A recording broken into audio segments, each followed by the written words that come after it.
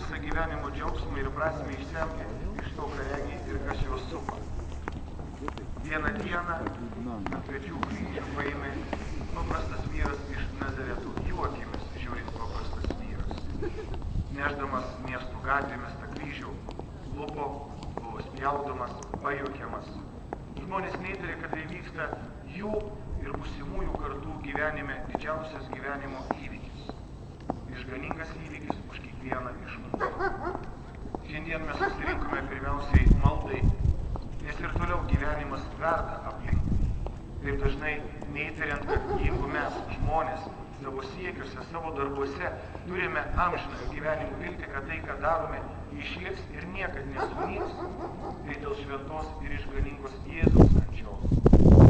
Būkite palaiminti Jėzaus kančia, jo krauju, jo šventos ir išganingos kančios dėka turėkite viltį amžinojo gyvenimo.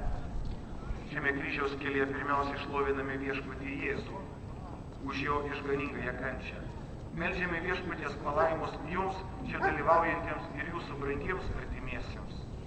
Kaip ir Žemaičių Kalvarijos kalnus giedant, kryžiaus kelią apmąstant, tai yra nuostabi malda ir už mūsų brangius mirusiuosius, prašantiems dangaus karalystės džiaugsmo. Ir tik po to, ir tik galiausiai, po to mes būname ir tikėjimo pavyzdys tiems žmonėms, kurie ir šiandieną džiaugiasi, gerai, kad džiaugiasi gyvenimu. Tačiau yra akimirkos, kada reikia sustoti, nurimti, įvertinti,